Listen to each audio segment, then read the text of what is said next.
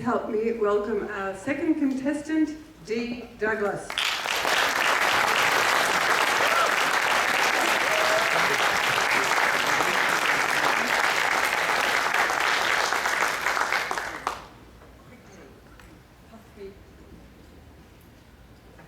Quickly, puff me, puff me.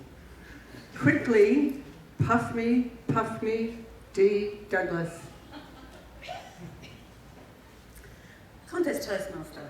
Ladies and gentlemen, just imagine thousands of very cranky honeybees. And thanks to my husband, every one of them is cranky with me. The honeybee drama began when my husband announced, "I'm going to have a crack at beekeeping." Really? One doesn't have a crack at beekeeping. Bees can kill, especially someone like my husband. He takes shortcuts that end in disaster. There was his brother's gazebo. Now that one is infamously known as the Great Shortcut of 2002. Long story, but his brother still walks with a limp. And don't get me started on our cattle fences.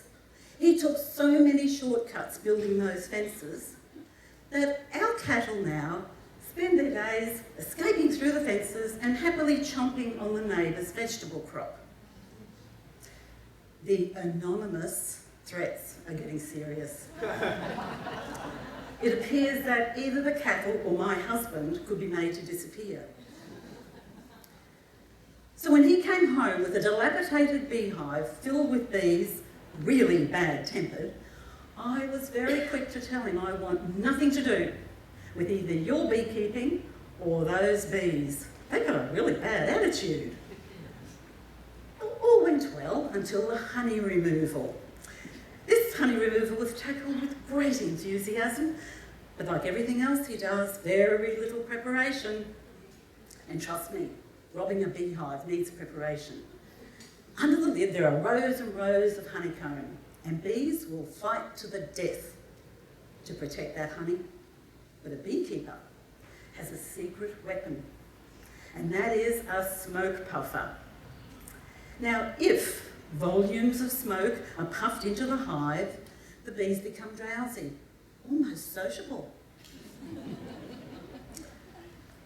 Rule number 1, and I repeat, a very important rule: the puffer must be filled with specific material so that it will smoke and not burn too quickly. The big day arrives, and he strides ever so proudly past the deck, all togged out in his snowy white beekeeper's outfit from eBay. And then he yells, "Don't go anywhere, I might need you." I don't think so. And then he disappears over the embankment to where the poor unsuspecting bees are waiting. He lights the puffer, but instead of smoke, a huge flame leaps out of the top. He panics, knocks it over and sets fire to the dry grass. "Bring the hose, bring the hose." I drag the heavy-duty, high-pressure fire hose over the hill and put out what is fast turning into a hearty bushfire. Meanwhile, back at the hive, the bees are becoming agitated. Their gentle hum is getting louder and louder. I tactfully suggest to my beekeeper that he just lets them settle down and come back later. He's in total panic mode now.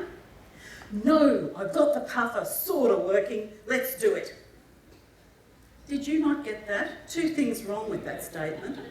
The puffer sort of working, and let's do it. I'll lift the lid and puff in the smoke, and you pull out the honeycomb. He tries to lift the lid, but it's stuck, really, really stuck. Ignoring all rules about being quiet and calm around bees, he is now pushing and pulling on the lid and swearing at the top of his voice. The bee's hum is now an angry roar. lid off, he puffs in the most pathetic swirl of smoke and says, "Pull out the honeycomb."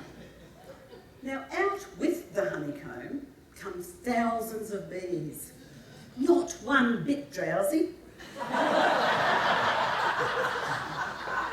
and certainly not sociable. They were just really, really mad. In all of this chaos, I've broken some of the honeycomb, and I have honey all over the front of my clothing. Now, this sends the bees into a feverish frenzy. They start attacking me. I throw down the honeycomb and I run, but the bees keep chasing me. They see me as one gigantic piece of honeycomb trying to escape. I circle back, and I'm praying that he's had time to relight the puffer. "Quickly, puff me, puff me!"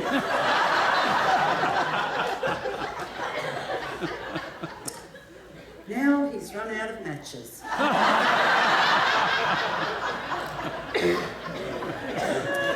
Ladies and gentlemen, that night we sat on the deck in total silence.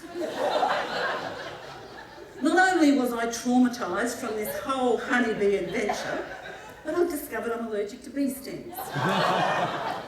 One eye is totally closed up, my lips are puffed out, and my neck looks like a well-fed carpet snake. I am pumped full of antihistamines, and I'm not happy. He dares to break the silence. Peering into my swollen, disfigured face, he used words that only my husband would use at a delicate moment like this. "Yeah, but overall it went well, didn't it?"